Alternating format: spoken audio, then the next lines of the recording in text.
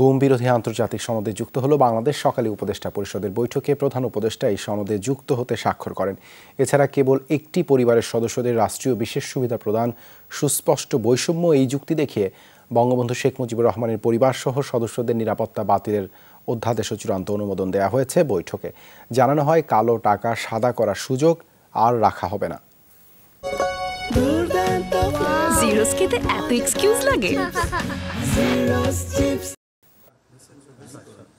অন্তর্বর্তী সরকার গঠনের পর প্রধান উপদেষ্টা ডক্টর মোহাম্মদ ইউনূসের নেতৃত্বে চতুর্থবারের মতো বৈঠকে বসে উপদেষ্টা পরিষদ। সকালে প্রধান উপদেষ্টার কার্যালয় রাষ্ট্রীয় অতিথি ভবন যমুনায় প্রায় 3 ঘণ্টা চলে এই বৈঠক। বৈঠকে প্রধান উপদেষ্টা গুম বিরোধী আন্তর্জাতিক সনদে সই করেন। এতে করে গুম বিরোধী আন্তর্জাতিক দিবসের একদিন আগেই এই সনদে যুক্ত হলো বাংলাদেশ।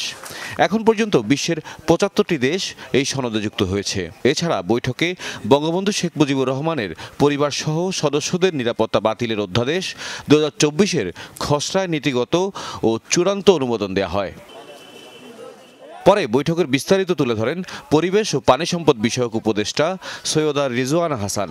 আমরা অনেকেই এরকম এনফোর্স ডিসঅ্যাপিয়ারেন্সের মুখোমুখি হয়েছি, আর যেন কেউ কখনো নিজের ক্ষমতা কুক্ষিগত করতে কোনো বাহিনীকে দিয়ে, কোনো পদ্ধতির মাধ্যমে কোনো নাগরিকদেরকে সরকার বিরোধিতা করা হচ্ছে, আইন শৃঙ্খলা পরিস্থিতি খারাপ করা হচ্ছে, ন্যাশনাল ইন্টারেস্টের বাইরে কাজ করা হচ্ছে, এসব বলে গুম করতে না পারে, তার জন্য এই কনভেনশনটা আমরা স্বাক্ষর করেছি।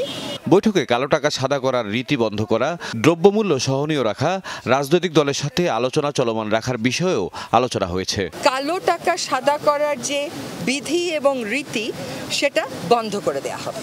হ্যাঁ, কারণ এখান থেকে সরকার যেটুকুন টাকা আনতে পারে সেটুকুন টাকা দিয়ে সরকারের যে খুব বেশি কিছু আগায় তা না, বরং মূল্যবোধটা অনেক বেশি অবক্ষয়িত হয়। ফলে এটার বিরুদ্ধে স্পষ্ট একটা সিদ্ধান্ত হয়েছে। অর্থ পাচারের বিরুদ্ধে কার্যক্রম শুরু হয়ে গেছে। আরেকটা হচ্ছে, অত্যাবশ্যকীয় পণ্যের দাম মানুষের ক্রয় সীমানার মধ্যে রাখতে যা যা করার দরকার সরকার সেই কাজগুলো করা শুরু করে দিয়েছে। আমরা রাজনৈতিক দলগুলোর সাথে আলাপ আলোচনার প্রক্রিয়াটা চালু রাখব। তাদের কাছ থেকে সংস্কার প্রস্তাব যা আসবে সেগুলোও গ্রহণ করব। ফুটবল টুর্নামেন্ট ও ক্রিকেটে সম্প্রতি চমৎকার নৈপুণ্য অর্জন করায় খেলোয়াড়দের সংবর্ধনা দেওয়ার সিদ্ধান্তের কথাও জানান তিনি। সার্ক অনূর্ধ্ব 20 চ্যাম্পিয়নশিপ, যেটা 2024, বাংলাদেশ প্রথমবারের মতন চ্যাম্পিয়ন হয়েছে। আজকে আমাদের উপদেষ্টা পরিষদে সিদ্ধান্ত হয়েছে যে এই ফুটবল টিমের জন্য আমরা একটা সংবর্ধনা আয়োজন করব। আরেকটা হলো যে আমাদের বাংলাদেশ জাতীয় ক্রিকেট দল, আপনারা জানেন যে পাকিস্তানকে হারিয়েছে। তো আমরা মনে করছি যে এই যে একটা উদ্যম এসছে খেলোয়াড়দের মধ্যে, এটাকে ধরে রাখবার জন্য তাদেরকে অভিনন্দন জানানো দরকার। এছাড়াও প্রধান উপদেষ্টার নিরাপত্তা বিধানের দিকটি অন্তর্ভুক্ত করে বিশেষ নিরাপত্তা বাহিনী বা স্পেশাল সিকিউরিটি ফোর্স সংশোধন অধ্যাদেশ 2024 উপদেষ্টা পরিষদের বৈঠকে সর্বসম্মতিক্রমে অনুমোদন দেওয়া হয়েছে। বন্যার কারণে রপ্তানিমুখী শ্রমিকদের স্বার্থ সুরক্ষার বিষয় নিশ্চিত করার সিদ্ধান্ত হয় উপদেষ্টা পরিষদের সভায়। তৌহিদ মিথুন, যমুনা নিউজ, ঢাকা।